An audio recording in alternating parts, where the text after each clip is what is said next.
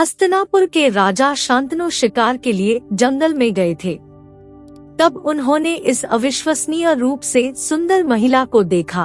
वे मानव रूप में देवी गंगा थे, लेकिन शांतनु को ये नहीं पता था।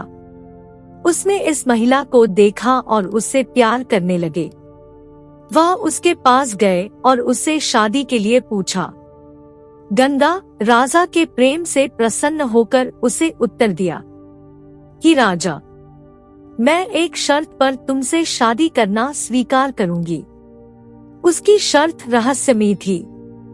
उसने कहा, तुम मुझसे कभी कोई सवाल नहीं पूछोगे। जिस दिन तुम पूछोगे मैं उत्तर दूंगी, लेकिन फिर तुम्हें छोड़कर हमेशा के लिए चली जाऊंगी। राजा को इतना प्यार हुआ कि उसने गंगा की शर्तों को स्वीकार कर लिया और उन्होंने शादी कर ली। शांतनु और गंगा शांत सुख और प्रेम का जीवन जीते थे। ये एक आदर्श विवाह था। गंगा ने एक के बाद एक बेटे को जन्म दिया, लेकिन उनके साथ जो किया वो हैरान करने वाला है। जब बालक का जन्म हुआ तो गंगा ने बालक को नदी में ले जाकर प्रवाहित कर दिया और डुबाकर नवजात को मार डाला। फिर वह चेहरे पर मुस्कान लिए महल में वापस आ जाती थी। शांतनु भय से व्याकुल था।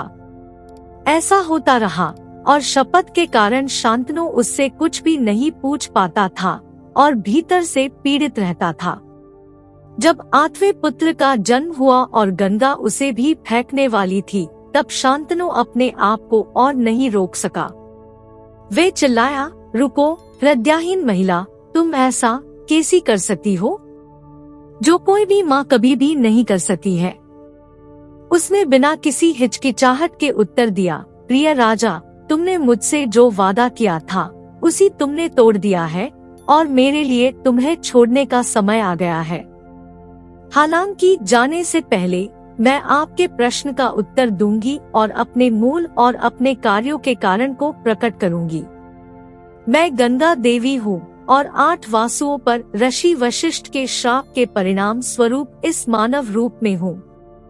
एक दिन सभी 8 वासु और उनकी पत्नियां खेल रहे थी, जब उनकी एक पत्नी ने एक बहुत ही सुंदर गाय को चरते हुए देखा। वे चाहती थे कि उनके पति उस गाय को पकड़कर उनके पास ले आए।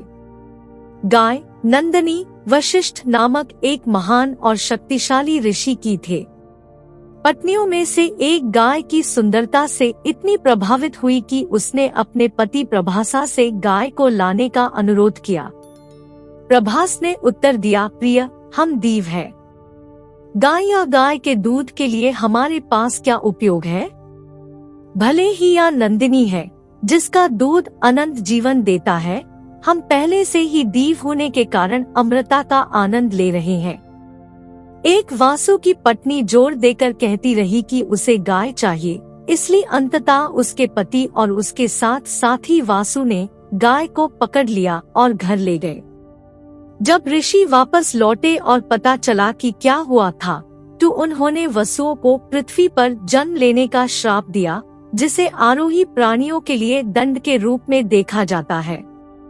जब 8 वासुओं को इस श्राप का पता चला, तो वे वशिष्ठ के पास दौड़े और उनसे क्षमा मांगने के लिए उनके चरणों में गिर पड़े। वशिष्ठ ने कहा कि श्राप को हटाया नहीं जा सकता है और इसके पाठ्यक्रम का पालन करना ही होगा, लेकिन श्राप के प्रभाव को कम किया जा सकता है। उन्होंने कहा, जाओ देवी गंगा से पृथ्वी पर अपनी माँ बनने का अनुरोध करो और उनसे कहो कि जैसे ही आप पैदा हो, आपको अपने जन्म से मुक्त कर दी, ताकि आप बिना किसी कष्ट के स्वर्ग में लौट सकें। लेकिन जिसने गाय को पकड़ा है, उससे अवाशी अपराध में उसकी बड़ी भूमिका के लिए भुगतान करना होगा। उससे पृथ्वी पर अधिक समय तक रहना होगा। 8 वसुओं ने तब गंगा देवी, गंगा की पवित्र नदी की देवी, से संपर्क किया और नदी देवी गंगा से अनुरोध किया कि वे उनकी सांसारिक माँ बने और पैदा होने पर उन्हें मार दी, ताकि वे केवल बहुत कम समय तक धरती में जीवित रह सकें। वे सहमत होगी। यह कहानी सुनाने के बाद गंगा शांतनु को छोड़कर शिशु को अपने साथ ले गई।